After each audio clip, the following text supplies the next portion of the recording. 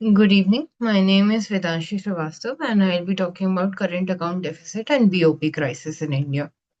Starting with the basics, BOP tracks all of India's economic transactions with the rest of the world, and India consistently runs a current account deficit. Why is current account deficit a problem for India? There are three major reasons. First is external vulnerability. High current account deficit means India relies on foreign money. If that money suddenly leaves, it can trigger an economic crisis. Next is exchange rate pressure. Excess import demand drives up dollar demand, depreciating the Indian rupee. Next is systematic crisis risk. Unchecked current account deficit can spiral into a full balance of payment crisis, as India experienced in 1991. Looking at the balance of payment crisis of 1991, what happened was India's current account deficit widened due to the Gulf War. India's remittances fell and export earnings stagnated. India had to pledge around 67 tons of gold to Bank of England and Japan, which was a national humiliation. That is when India implemented the LPG reforms. The root causes of India's current account deficit are oil dependency. India imports more than 80% of its crude oil. Gold imports. Gold is a non productive import that significantly inflates the current account deficit, and weak manufacturing exports. India competes poorly against China and Vietnam in manufactured goods. The economy leans heavily on services, which, while valuable, do not substitute for a robust good export base. What are the measures that we can take to improve our current account deficit?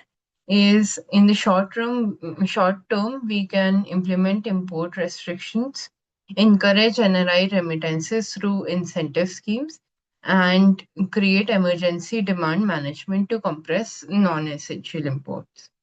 In medium term, we can concentrate on production linked incentive schemes to boost manufacturing exports, diversify oil import sources to reduce geopolitical exposure, and strengthen trade competitiveness through logistics and port efficiency.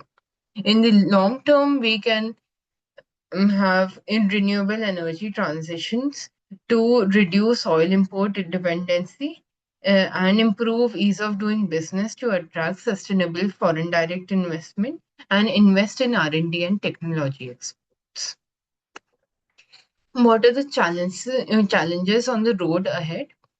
Firstly, we have global oil price volatility and geopolitical risks. India cannot control international crude prices. Geopolitical events can instantly widen the current account deficit, undoing domestic policy efforts. Next is structural inefficiency. India's manufacturing sector faces deep rooted challenges, including infrastructure gap and skill shortages that cannot be resolved by policy alone in the short run.